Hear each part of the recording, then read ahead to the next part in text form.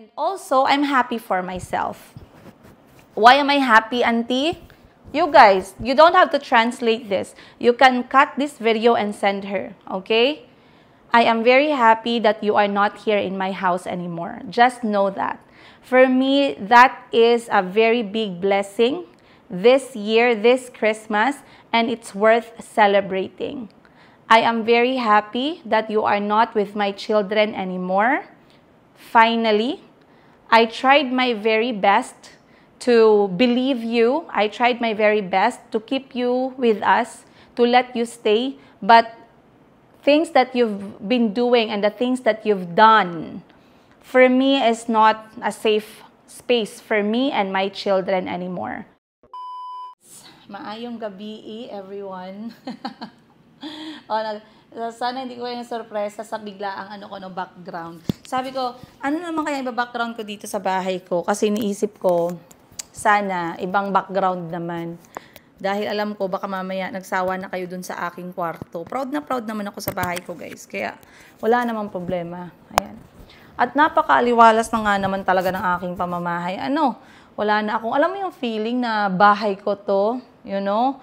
Ba't ka magtitipto? Ba't parang ikaw pa yung maglulugar sa sarili mong bahay? Di ba pangit yung ganun? Minsan nararamdaman natin yan pag hindi mo sariling bahay yung tinitirhan mo. Pero pag sariling bahay mo, walang sino man, no? Walang sino man na pwedeng magparamdam sa'yo na hindi ka dapat maging komportable. Lalo na kapag pinaghirapan mo. Ayan. Parang may na agad kayo, no? Meron na agad kayong clue for today's episode. So once again, good evening. This is Princess Yiga, also known as Tindera sa Africa.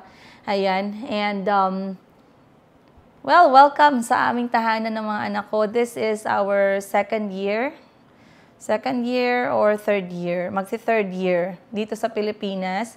Our third Christmas na very peaceful, by the way. Very peaceful together kasama yung aking mga anak. And as you can see, pinili kong mag-vlog dito sa aking kauna-unahang Christmas tree. Kaya doon ko lang naintindihan, guys, bago tayo magsimulang magchikahan, no? Doon ko lang naintindihan yung statement na in life, we have our different pace. Ibig sabihin, you could be successful, you could be a millionaire at the age of 45, but it's also possible that someone could become a millionaire at age 12, right? You could have your own house at age 23, or you can actually have your own house under your name with your electric bill at the age of 33, just like what happened to me, okay? So, it's nice to know, no, na once na-understand mo, naintindihan mo yung ganyang klaseng statement, you just don't need to feel pressure. Okay? May kanya-kanya tayong pace sa buhay. And speaking of pace, do you guys know that this is the first ever Christmas tree na pag-aari ko sa buong buhay ko? Yes, guys. Nasa Thailand ako nagtrabaho ng 10 taon. Hindi po ako nakabili ng kahit na isang Christmas tree. Kasi sinasabi ko lagi, maliit lang yung apartment, mahirap itago, wala naman akong space. Ganun palagi. But I always have that cravings in my heart na alam mo yung kultura ng Pinoy na laging merong Pasko. And of course, ang sarap ng feeling, parang napaka-warm, 'di ba? So, 4 years sa Uganda, hindi din ako nagkaroon ng Christmas tree kasi nga we were trying to practice the Islamic culture. So, walang Christmas tree. But then, we came back here in the Philippines. For the last 2 years na nagpasko kami, guys, lagi kami nagpapasko sa bahay ng kapatid ko. And I never had written yung Christmas tree sa budget.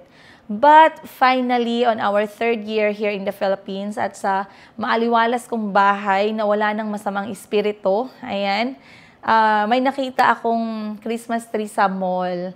Ang Christmas tree na to guys, ganitong itsura ng Christmas tree lang talaga yung kinikrave ko for the last I don't know when. Gusto ko sa Christmas tree ganito lang kasimple. Ayoko yung maraming abubot. Hindi ko alam, syempre hindi lang naman siguro ako, no, but let me know down below. Ayoko na maraming masyadong abubot. I like my Christmas tree na ganito lang. For me, it brings calmness, it brings me peace and quiet moments. It gives me a lot of yung parang ang dami kong space to reflect, parang ganun. So for me, this decoration and detail sa Christmas tree is the best thing. Mga dried acorns and also etong very soft na shade ng Christmas light. So, first time ko itong nabili guys, I saw it in the market, 2,900 pesos. Tamang-tama nakapagbenta po ako that time.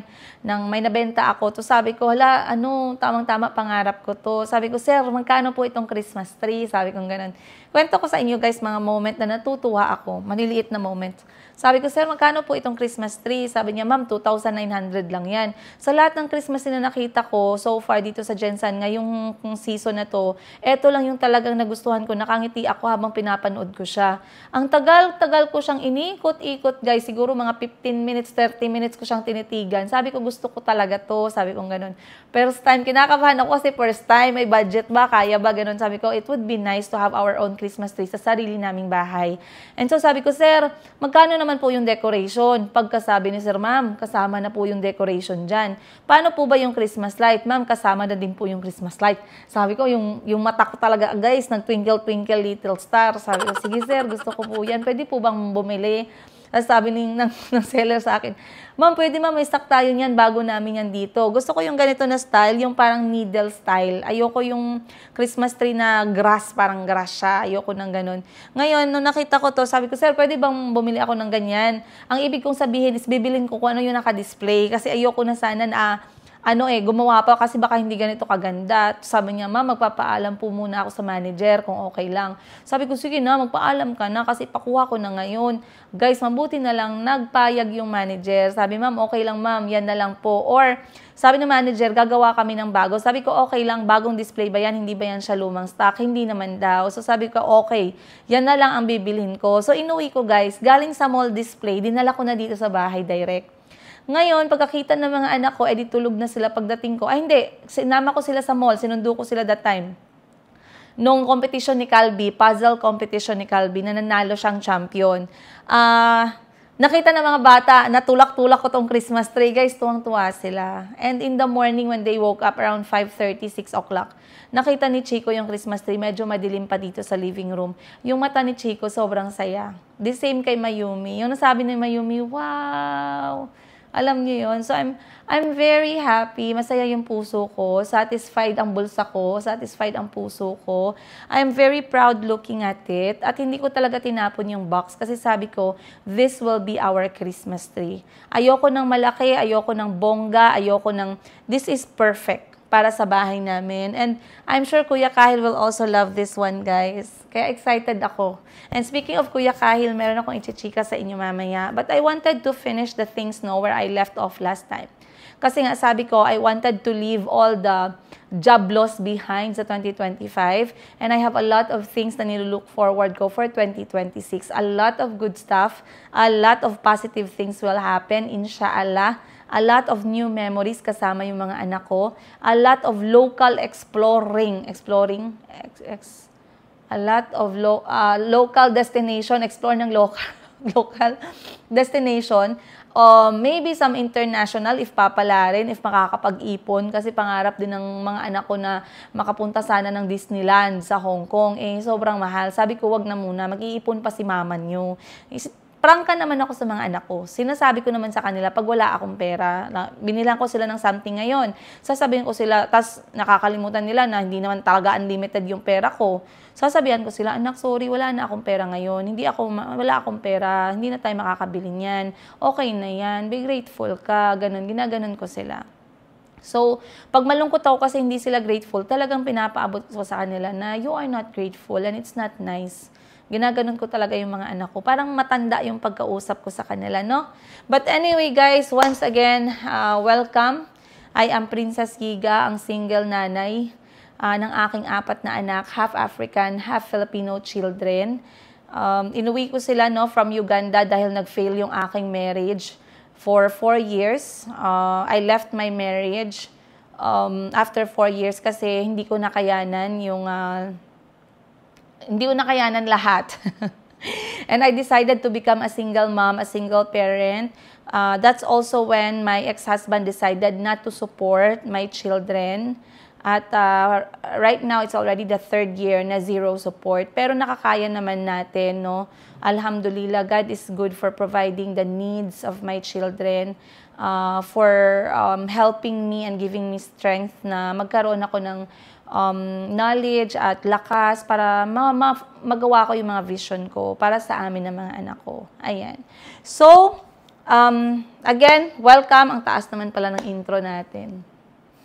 Sorry naman, guys. But time check natin, it is 7:52 ng gabi. Ayan po ang aking mga anak, as you can see. Sisilipin ko lang yung ating. Masanay na kayo sa akin, guys, ha.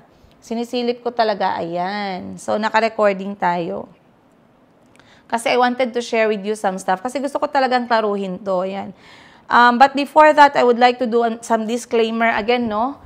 This video that I am making, part 1, part 2, part 3, this one is already part 4, is not about the race. It's not about the skin color.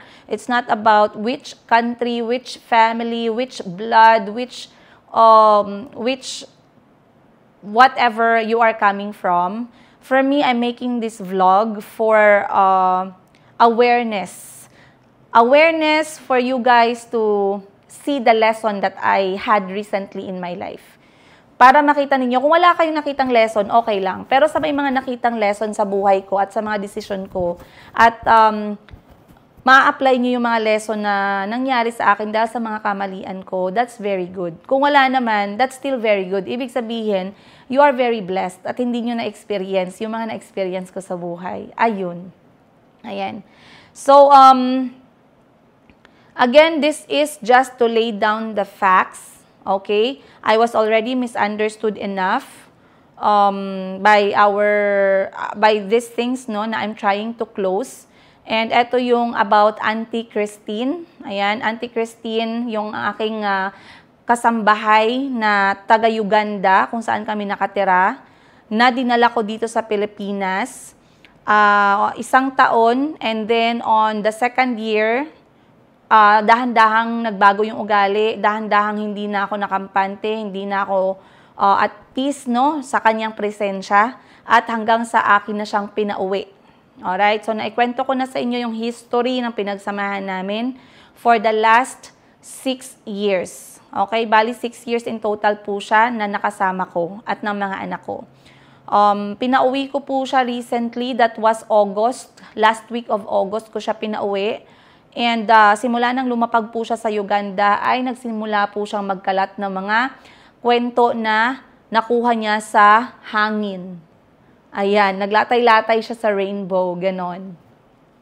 And yeah, I would like to clarify because at first, no, first 2 months ng pagdating niya sa Uganda, since pinauwi ko siya, she did not stop lying. And I kept quiet kasi I felt like, alam mo yun, ang mental health ng tao, ayaw ko sanang patulan eh, diba?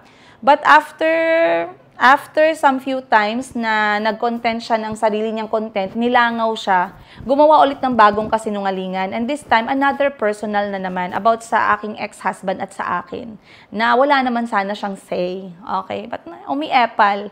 So, I was already misunderstood enough. I'm going to speak out. Alright? And I'm going to lay down all the things here. So, everything will be clear, crystal clear. Ayan. So, like I said, meron tayong pag-uusapan ngayong gabi. Tingnan ko lang muna. Kahaba. Okay. So, meron tayong, gusto ko mag-upo na nakataas yung paa. Okay? Pero feeling ko very, disrespectful para sa inyo. Pero parang feel ko ganyan na umupo. Ayun. So, anyway, guys, I wanted to talk to you, about dito sa issue ng cellphone ng iPhone 13 ni Auntie Christine. Gusto kong pag-usapan natin yung iPhone na yan. You guys sit down, get your popcorn, get your drinks. Auntie Christine, ayan, get your popcorn and you listen, okay? And to you, Auntie Christine,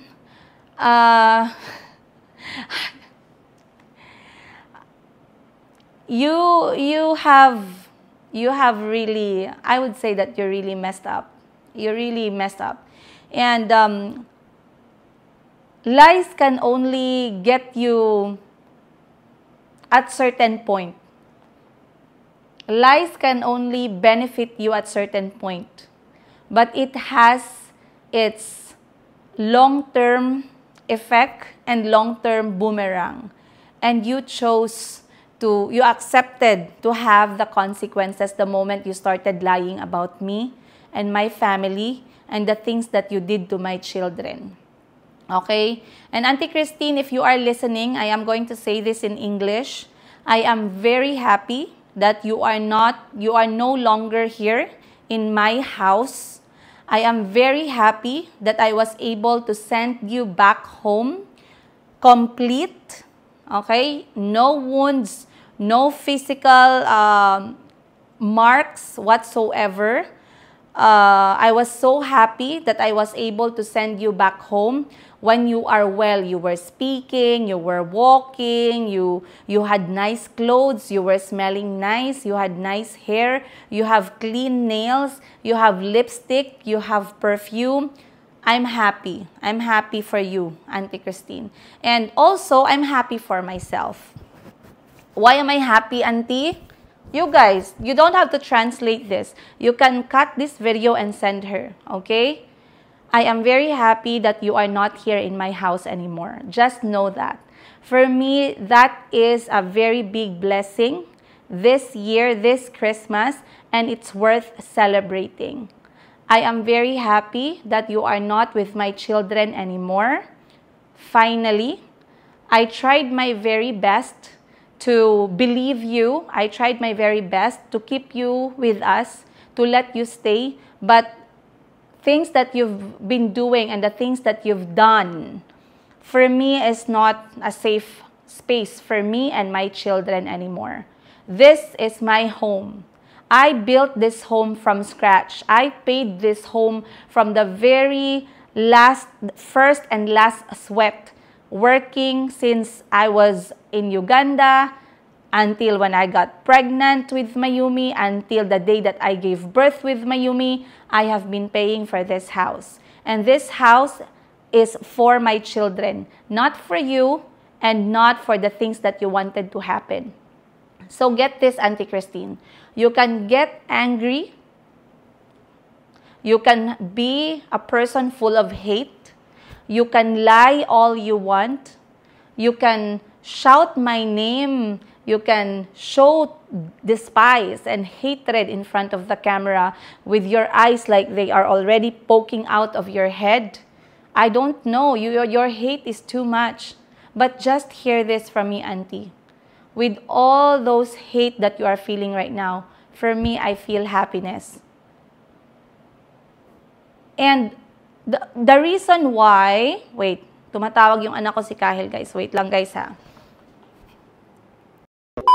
So, another thing, Auntie Christine, do you know the reason why you did not see me speak and say anything despite all the lies that you have spread and you have shared publicly using your YouTube account? It is because I was able to make myself feel calm by reminding myself that the most important thing is you are not here anymore. You cannot hurt my children anymore. You cannot show me your mood swings, your attitude anymore. You cannot ignore me anytime you want anymore in my own house. And you cannot be inconsiderate anymore around me and my family and my children. I hope that message was very clear. Again, Auntie Christine, this is not about the race or the color. I hope this is very clear. This is about you, your attitude, and the things that you have shared in social media, which were pure lies, and you know that. One of the lies that you have shared in social media, Auntie Christine, now people know, I saw people commenting, why are you guys talking online, rebut here, rebut there? Actually, I did not speak for 2 months because there's no point, you know. If you can see here, guys, WhatsApp, we are talking with WhatsApp, no, when she was here in the Philippines. I communicated with Auntie Christine via WhatsApp. And the moment she landed in Uganda, because all these lies actually started and all this hatred from Auntie Christine with all her face with too much hate, as you can see, in all the vlogs that she did since she landed back in Uganda. People were saying, no, that we could actually settle it. Auntie Christine, you know I tried to reach out to you and even sent you message. You blocked me completely.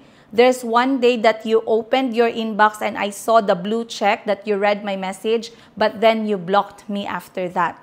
You never responded. So I said, you know, this lies is not going to take you anywhere. And then suddenly you started again. It seems like you are feeling yourself that you can just tell lies just because I chose to keep quiet. I'm not going to let you do that, Auntie Christine. People will know your character, okay? Malalaman niyo yung character niya dito. And like I said, dahan-dahan nang naman lumaki yung ulo niya. Yung ibang mga problema ko sa kanya, for the past 4 years, 5 years, no, even the first year dito sa Pilipinas, na-carry ko pa. Pero nung dahan-dahan na lumaki yung ulo niya at nadamay na yung mga anak ko, hindi ko na ma-carry bells yun. Alright. So, after niya mag-celebrate ng birthday, dito sa Pilipinas, yung first na birthday niya, I decided to surprise Auntie Christine with an iPhone 13. Brand new, color Fenk. Alright? Pakita ko sa inyo yung picture.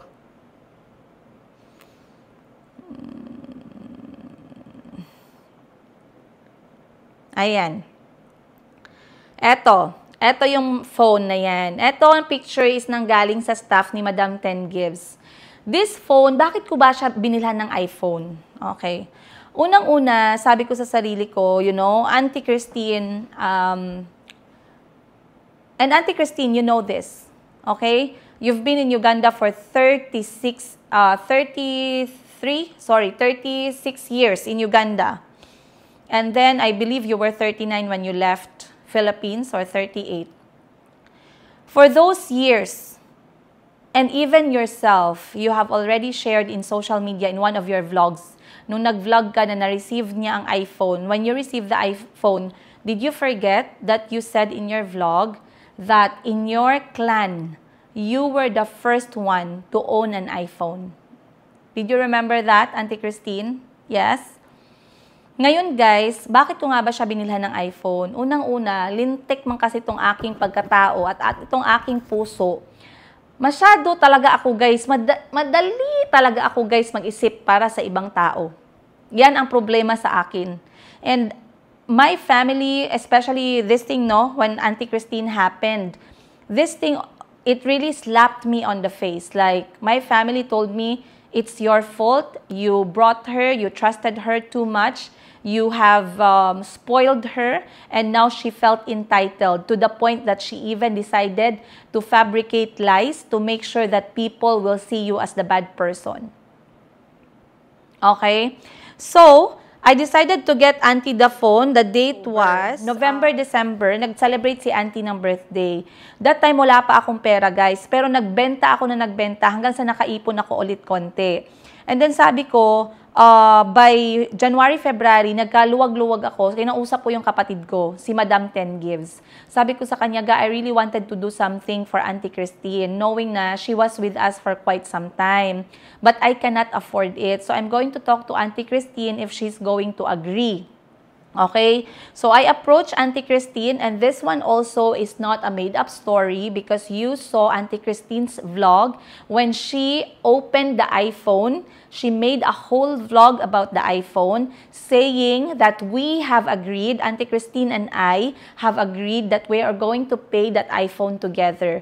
During that time, guys, the price of the iPhone was 41,490 pesos. It was an iPhone 13, brand new, sealed, with 128 GB. Yes. Guys, sa Uganda, merong mga taong naka-iPhone, but it takes some time, it takes some money, especially depende sa trabaho. But knowing the state of life Auntie Christine had before I met her, and kahit nung nasa akin na si Auntie Christine, mahirap po talaga ibili ang iPhone. Unang-una, napakamahal po ng iPhone. Hindi lang kahit saang parte ng mundo, mas lalo na po talaga sa Africa, mas lalo na sa Uganda. At minsan po, yung nabibili mo na iPhone, either refurbished na siya or either fake.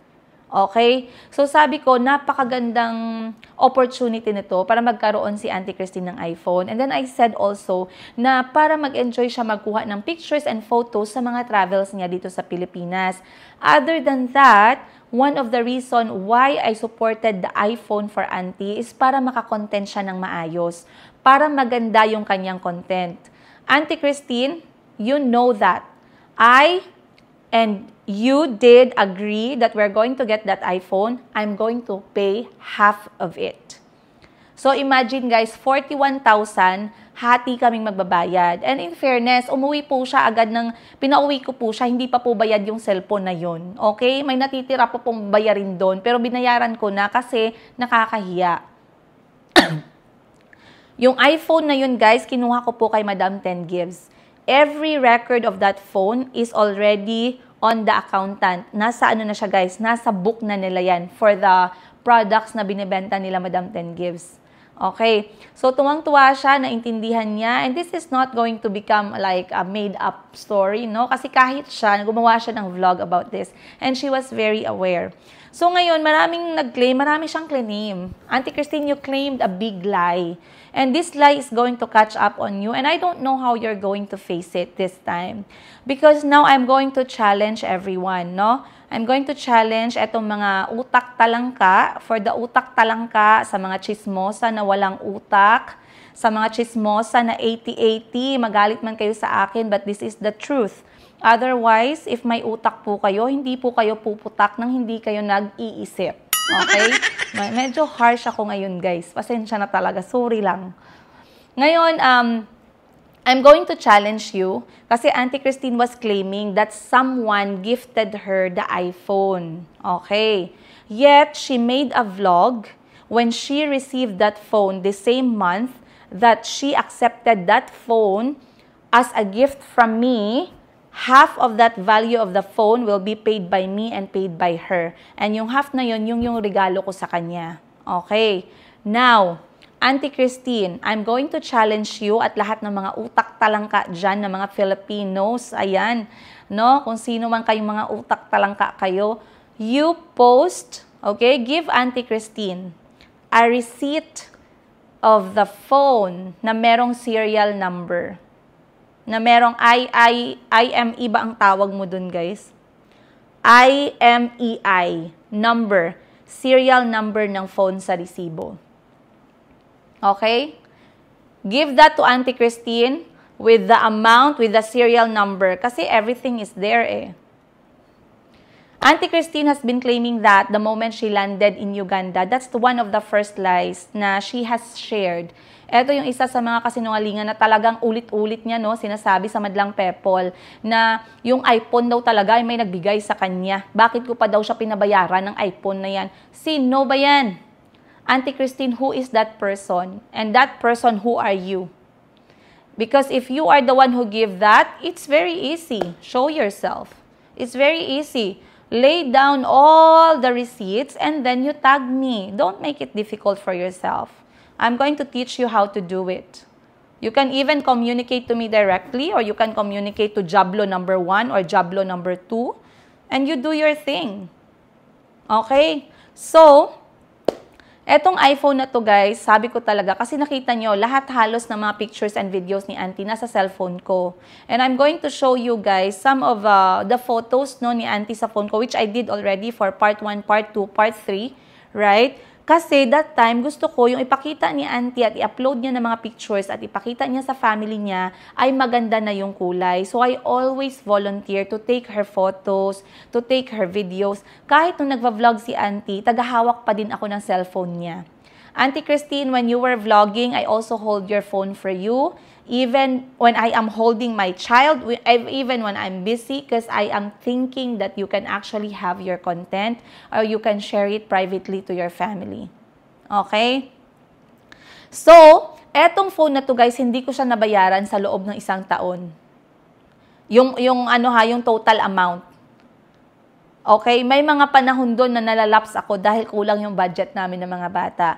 But finally guys, no, after 1 year, nung mga second na Pasko ni Auntie Christine, finally, nabayaran ko na yung iPhone completely.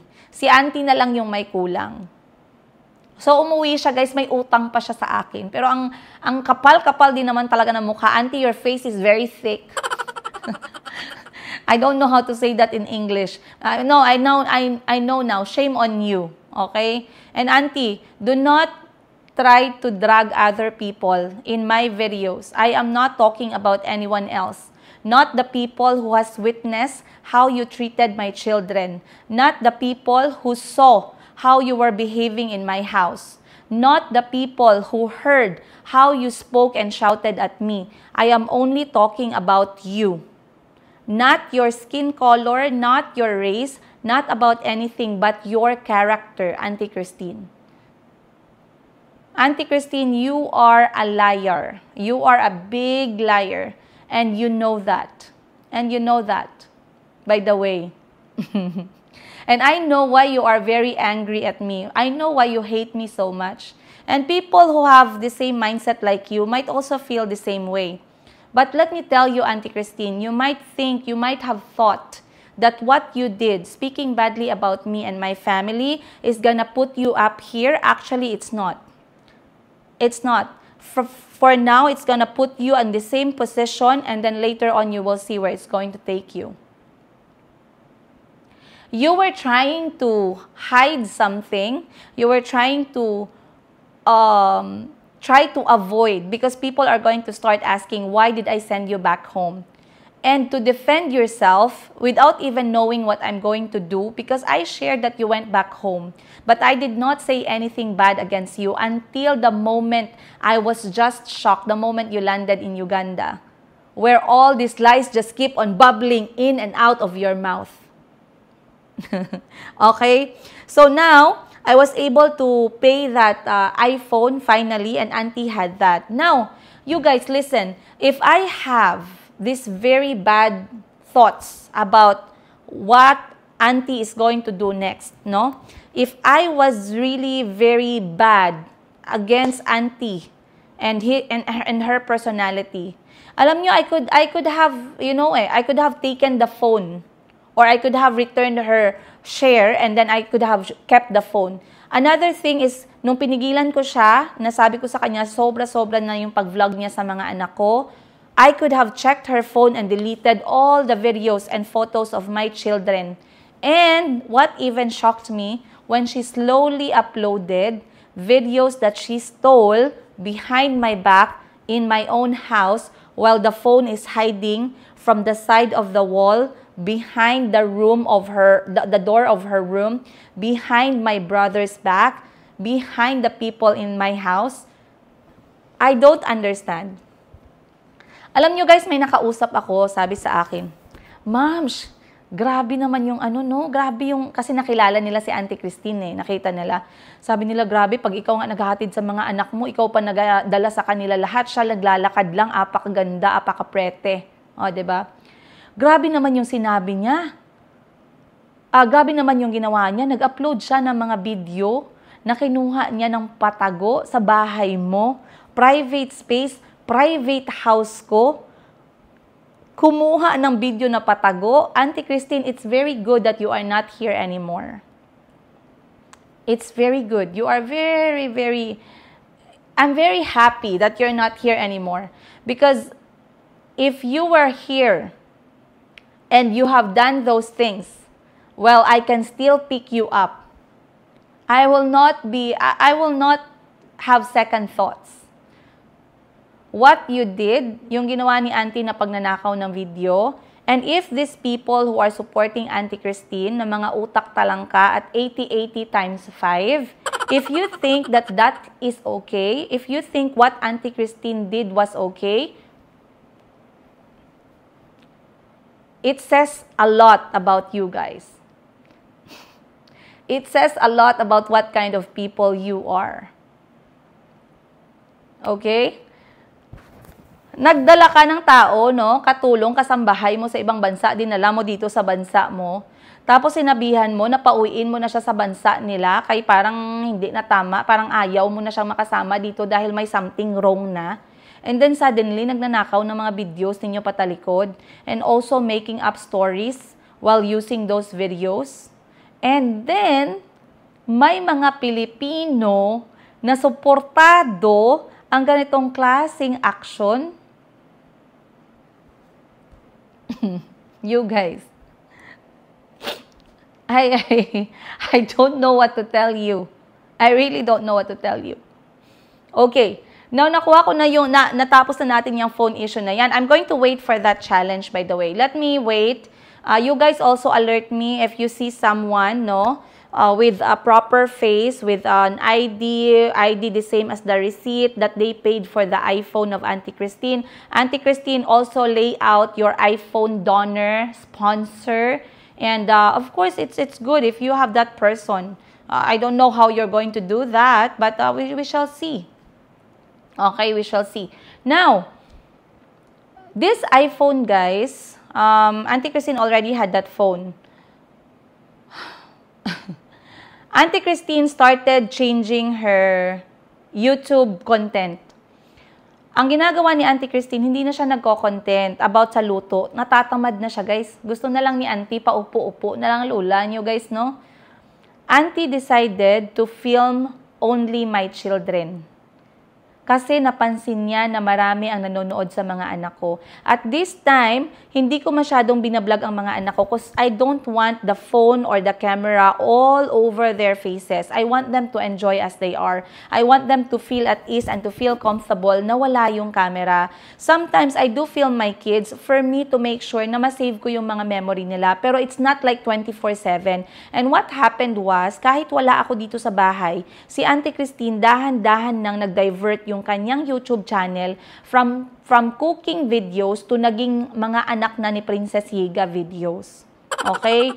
Nakasama sa mga videos niya na talagang hindi ako nag-approve at ilang beses ko siyang kinausap, pinapagalitan yung mga anak ko kaliwat kanan. Napapahiya yung mga anak ko in public. May mga simpleng kamalian yung mga bata because they are children. They make mistakes, they will learn. Sinisermonan niya yung mga anak ko nang walang tigil sa harap ng camera. Binibidyo niya yung mga anak ko, kahit pawis na pawis yung mga anak ko, sinisipon, masama ang pakiramdam, umiiyak, lahat ng yan binibidyo niya. And dahan-dahan nakikita ko na something is wrong at ilang beses akong nag-approach kay Auntie Christine. Ilang beses. I tried to talk to her in a nice way. Auntie, you are showing too much of my children. Please limit what you are showing. Guys, may nakita akong video, guys. Pagod na pagod yung mga anak ko. But Auntie Christine, the camera was in front of my children's faces. Why, Auntie? You know, try, Auntie Christine, try to do your own vlog where you don't show my children and you don't talk about me. And I wish you well. I hope you well. Ang daming reason bakit nagalit sa akin si Auntie. And I know some of you guys, sasabihin nyo, tama yan, magalit tayo kay Princess Higa kasi ganito pala. No, I am not ashamed. I don't regret how I did and what are the things that I did before umalis si Auntie Christine sa bahay. And that is because I am the owner of this house. This is my house and this house is for my kids. Nobody is going to make my children feel scared. Nobody is going to make my children count their actions and move like a robot because someone else is manipulating them. Nobody is going to do that, and I'm not going to allow anyone to do that, not even my own family. How much more you, Auntie Christine? You think I'm going to allow you to do that? I'm not. So, let us go back, guys, to our story. Now, 8:41 na. Medyo, na-delay. Tumawag kasi si Kuya Kahil and we had to speak. I spoke to his dad and I spoke to Kahil and it took time. Ayan, nanay pa din ako, guys. Okay. So, ngayon, let us go back. We are now in the second Christmas. So, by this time, meron ng iPhone si Auntie Christine. Wala na siya masyadong kuha sa phone ko kasi ang gusto ko sana gamitin niya na yung phone niya dahil napapagod ako kakalipat-lipat ng mga pictures and videos. So, by the time of February, ayan, pagdating ng February, binuksan ko na naman ang isa ko pang maliit na negosyo. Ito yung laundry shop na hanggang ngayon nag-ooperate pa. Maliit lang siya, but it's a source of income for me and my children na ma-make sure na hindi kami magutom at hindi magutom yung mga anak ko. At during this time, dinala ko din si Auntie Christine, guys, sa aking laundry shop para makita niya ulit yung mga bagay na rason kung bakit po ako kailangang magtrabaho kahit hindi ko naman kailangan gawin yun.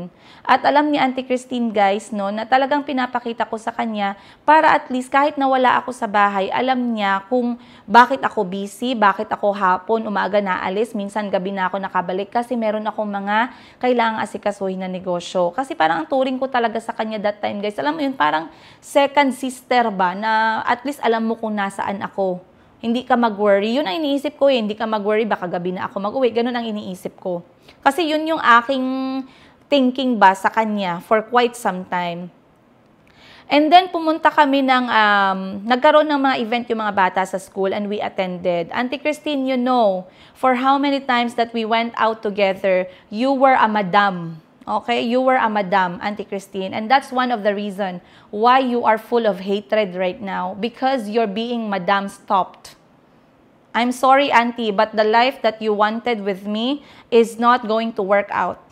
Okay? I cannot feed you. I cannot give you what you want. I cannot give you what you need. I cannot work with your mood swings and your attitude. I cannot be around you with all your pamadam moments. I cannot do that. And I'm not going to do that, Auntie Christine. You know why? Because I am living for my children. I am not living for you. I am working for my children. I am not working for you.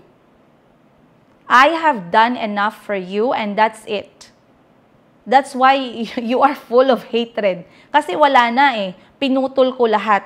Napungkol si lola nyo, guys. Napungkol siya kay for all those years. Wala siyang kailangan i-effort. Lahat bigay sa kanya, pati pampaganda. Pati cellphone, pati gala, pati pang-content. Lahat bigay sa'yo, Auntie Christine. Then, okay. Ngayon guys, nag-birthday yung nanay namin. I remember this time, March 15th birthday ng nanay namin. I noticed a lot of things with my children. Ang mga anak ko, lalong-lalo na si Calby, nagkaroon siya ng parang hatred. Hindi naman siguro hatred no, sa batang edad niya. But lagi nang hindi masaya si Calby kapag hindi ako nakakauwi agad sa bahay. However, I explain to my children, lalo na kay Calby, kasi si Calby nakitaan ko siya na matalino eh. Si Calby nakitaan ko siya na naiintindihan niya yung mga bagay-bagay. So, every time na hindi ko maisama yung mga anak ko, ini-explain ko sa kanila. For example, may trabaho ako ngayon, mamaya pa ako makakauwi, may pupuntahan si mama na event ngayon, baka magabihan ako. Alam ni Calby. This March 15, other than those moments no, na kung saan napapansin ko na si Calby na dahan-dahan na nagkakaroon ng galit sa akin. Paano ko nalaman? Pag umuwi ako guys, marami ng sumbat si Calby. Ma'am, you just wanted to go have fun on your own, number 1. Ma'am, you only wanted to go on your own alone. For us, you don't want us to relax, number 2. Number 3, may sinabi pa si Calby sa akin na talagang sunod-sunod. Sabi ko, ha? bakit parang napaka-toxic at nega ng mga lumalabas sa bunganga ng anak ko? Bakit at this age? Ano pa lang si Calvin nun guys ha? This is March 15. Ano pa lang siya, mag-age 5 pa lang siya nito. Imagine, kasi pagka age 5 niya, ngayon pa lang siya nag-age 6. Ngayong December 23, 2026. So, mag-age 5 pa lang siya. Sunod-sunod yung ganong comment ng anak ko. So, this March 15th, birthday ng nanay ko, we said that we're going to celebrate our mother. So, in-explain ko kay Calby, anak, we have to go celebrate your lola. She is our mother. We're going to have dinner together. So, eto yung dinner namin, guys. Kasama ang mga kapatid ko. Hindi kami nagdala ng mga anak because we wanted the moment para sa nanay namin. Kami lang mga anak at mga close friends ng nanay ang pumunta. Wala ding mga jowa bells, except kay Boss Jerry na asawa ni Madam Ten Gives at saka dun sa asawa ng ikalawang ate ko. Other than that, walang ibang pumunta. So, hindi ko sinama si Auntie Christine. Of course, bakit ko isasama si Auntie Christine? Kailangan niyang maiwan muna dito sa bahay para ma-celebrate ko naman yung nanay ko. Alam nga naman, pati pag-celebrate ng nanay ko, isipin ko pa siya. O, diba? Diba, guys?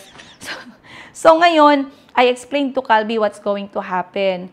Ngayon guys, pagka-uwi ko ng bahay, kasi gabi yung dinner ng nanay namin na ako nag-organize, nag-vlog din ako during that time. Pagka-uwi ko ng bahay, nagtaka ako kasi galit si Calby sa akin. Alam niyo anong sabi ni Calby sa akin?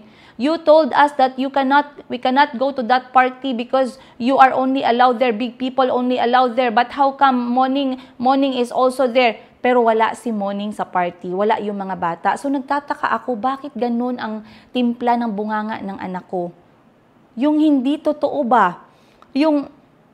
Nagtataka ako, bakit nagkakaroon ng second thought si Calby sa akin na nanay niya? Okay? Nagtataka ako, bakit sunod-sunod na yung question.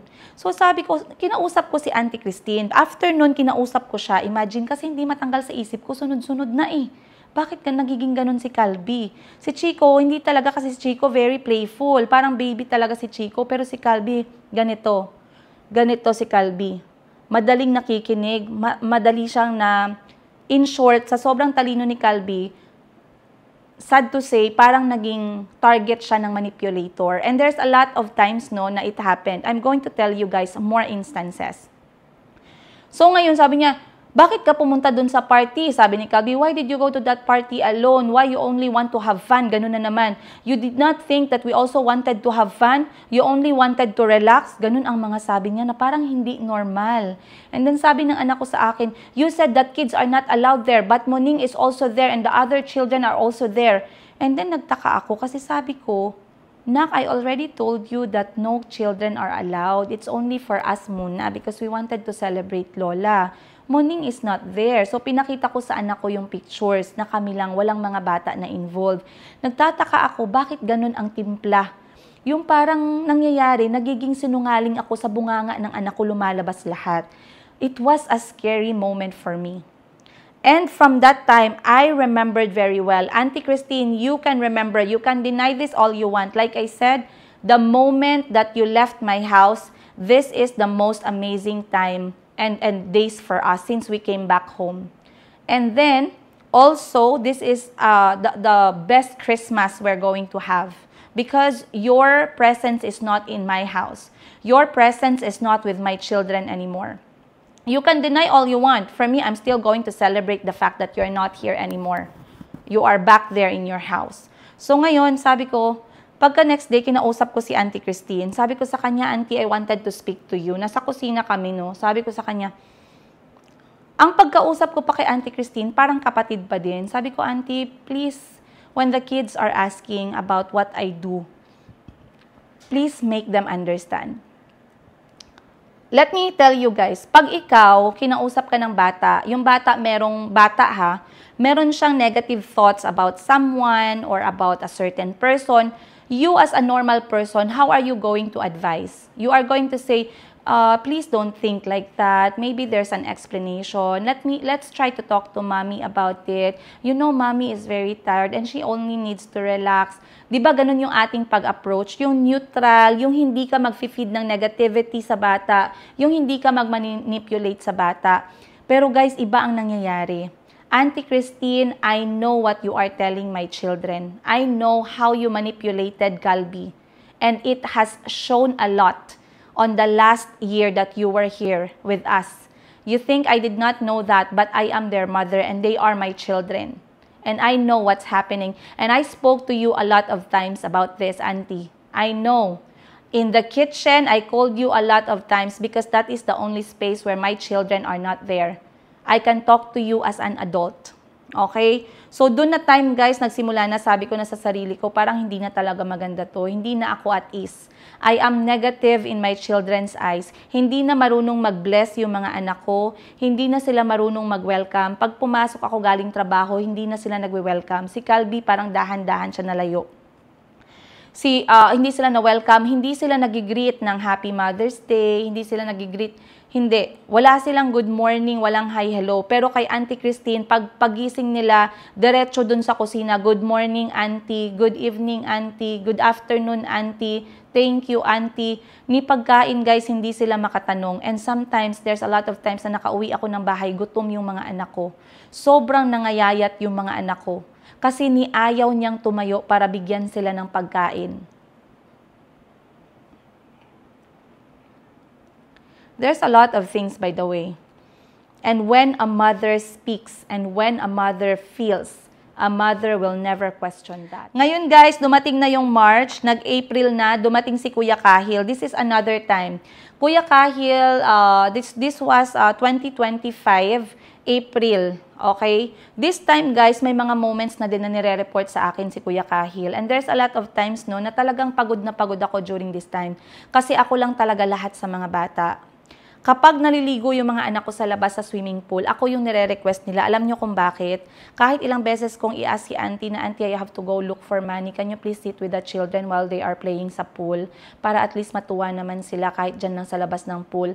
Alam nyo guys, chinek ko sa CCTV, nakaalis lang ako ng bahay, pinapasok niya lahat ang mga bata. Hindi man lang siya nag-spend ng 5 minutes sa labas para maglaro yung mga anak ko sa swimming pool. And so, I never asked her to do that again kasi nalungkot ako para sa mga anak ko. And so, nakita ninyo mga pictures, mga videos, mga vlog, kahit mainit ang araw, nasa labas ako, hindi ako nagtatrabaho para masamahan ko yung mga anak ko. Kasi unang-una, para ma-enjoy ng mga anak ko itong bahay, ang front yard, ang pagiging magkapatid, ang pagiging bata. Ikalawa, it's just there. All you have to do is to sit down. Wala kang gagawin para lang ma-make sure na walang malunod sa kanila kasi si Chico maliit pa. Si Mayumi baby pa. Okay? 1 years old pa lang si Mayumi nun. But they're already having fun. So mga time na to guys, marami nang sinasabi sa akin ng anak ko, si Kuya Kahil. Kuya Kahil told me a lot of things. Auntie Christine, Kuya Kahil, by the way, if you know my son, he's 12, he told me a lot of things about you. But, like I said, I don't advise negatively to my children about a person. Instead, I try to talk to them neutrally. Anong sinabi ko kay Kahil nung nagsumbong siya sa akin ng ilang beses? Kahil, Auntie Christine is the one taking care of you. Please respect her. Kahil, I know Auntie is just thinking for the best of you guys, of you and your brothers. Please listen.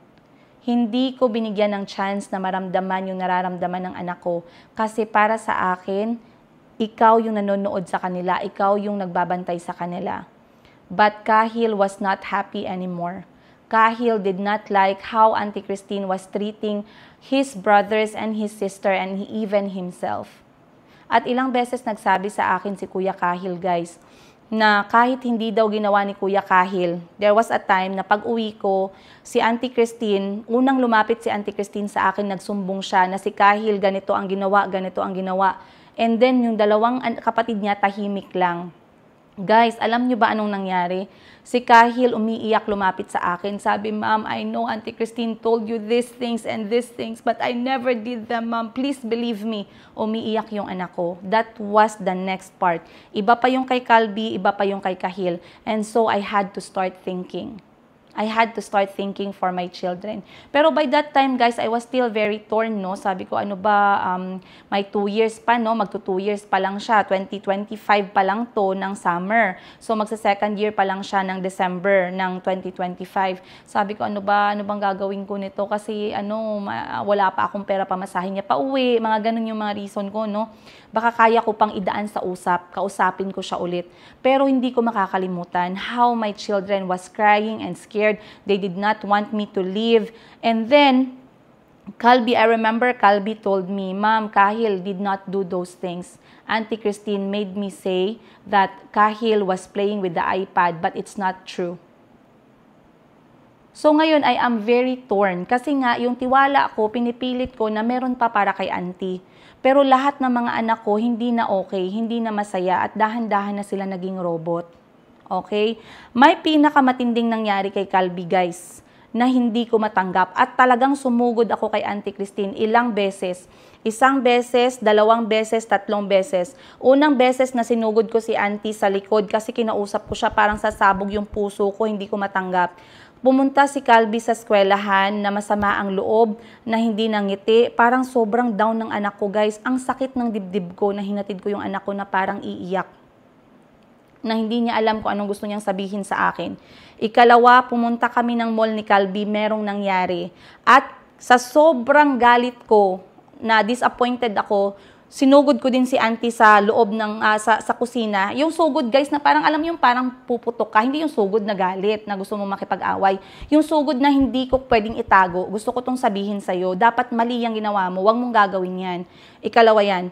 Ikatatlo is yung 1 beses na nagsumbong sa akin si Calby kung ano yung nangyari sa kapatid nilang babae na si Mayumi. Na pinagtagpi-tagpi ko at alam ko kung sino yung nagsasabi ng totoo. Okay? So, lahat yan, guys, nag-ipon lahat yung mga yan. Sunod.